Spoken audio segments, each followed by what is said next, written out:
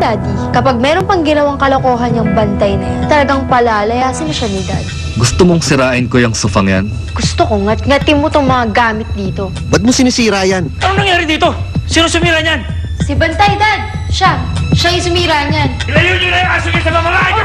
Ay nako, Dad. Buti na lang talaga na palayas mo na yung bantay na yan eh. Sayang lang, hindi pa napasama sa kanila sila Emily. Konting tiis na lang. Madidispatcha din natin mga bata niya. Ate, wala siyang kasama. Pagkakataon na natin to, tara. Ang nanay, yung mga pictures po natin, dati kasama si tatay. Parang nararamdaman ko pa rin na gumagapang sa skins ko yung bullshit talaga yung daga na yun. Bumili na nga tayo ng pusa. Mga lekat kayo. Tinawag niyo ang pangalan ko? Len! Anong ginagawa niyo kay Mami, ha? Pinapakita lang naman namin to kay nanay eh.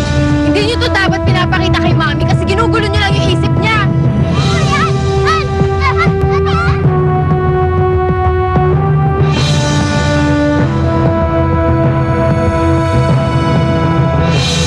Bakit mo ginawa yun?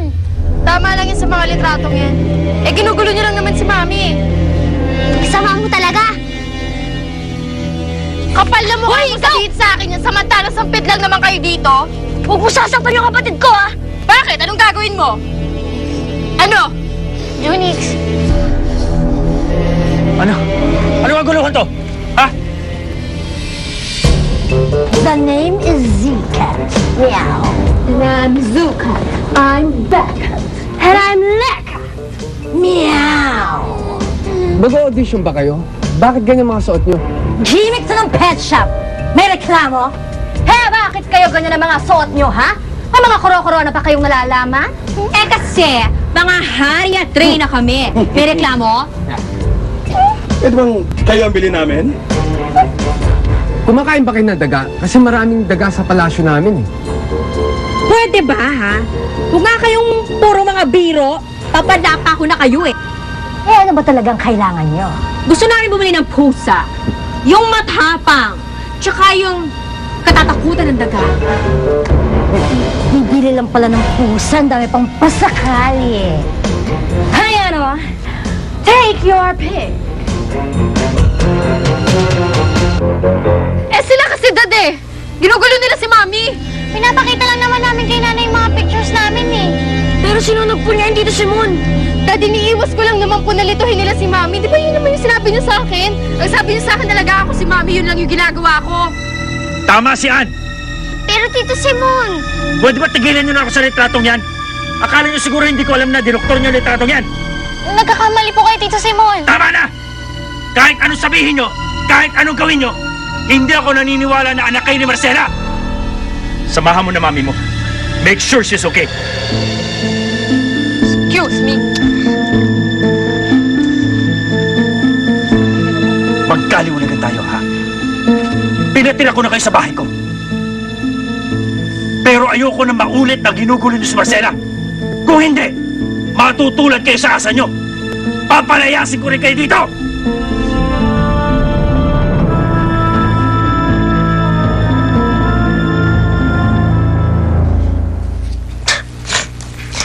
Wala na. Hindi ko na talaga ito mabubuo eh. Ito na lang ang natitirang memories ng pamilya natin eh. Nasira pa. Sana mga apo, alam niyo ang tunay na memories ay nasa isip ninyo at nasa puso. At walang makakakuha nun mula sa inyo. Tama si Lola. Hindi naman natin kailangan mga pictures na yan para maalala yung masasayang memories natin, di ba? Kailangan lang natin umikit at isipin ng mga times magkakasama pa tayo.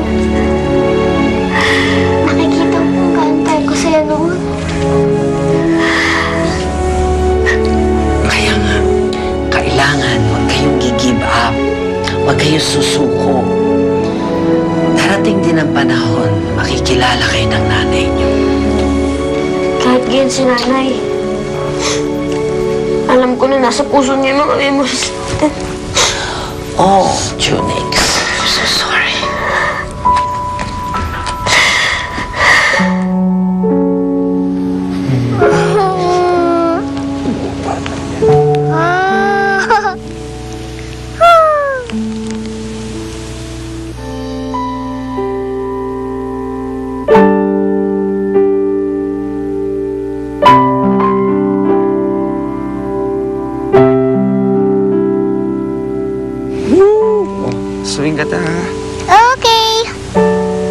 mag-isa, ha? Ikaw mag-isa. Ha? Ikaw mag-isa. Putulak kita, ha? Diba?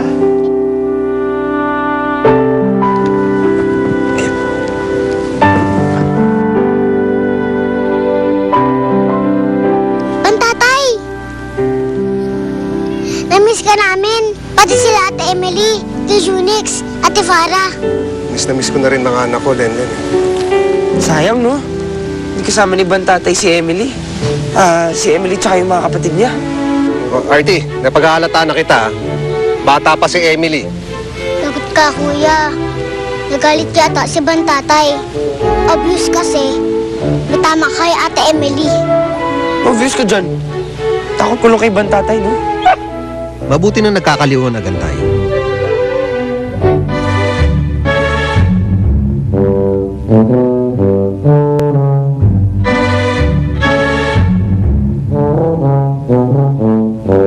Ito, Daddy, oh. Ang puti. Tapos, ang ganda din. Kita? Princess na princess katulad ko. Pero dapat yung brusko bili natin. Yung isang tingin pa lang, kakaripasan ng takbong daga. Bruno, kung matatakasan siya, paano niya mapapatay? Dapat kumuha tayo ng pusa na magaling maghanap ng nagtatagong daga. Hindi. Tama. Hoy! Pare-pareho yung mga pusa ang tinutugis niyan, mga daga. Oo nga naman.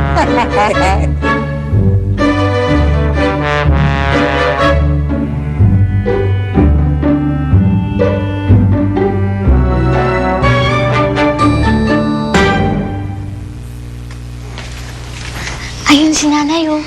Tara, kausapin natin siya. Sige, tara.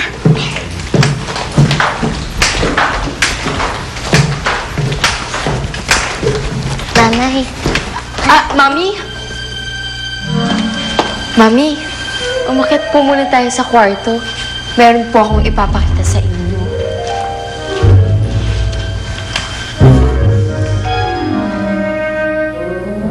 Nakakainis talaga si Ate Ann. Kasi nasadya na ilayo tayo kay nanay. Paano natin malalapitan niya si nanay kung inilalayo siya ng babaeng yan? Alam ko na.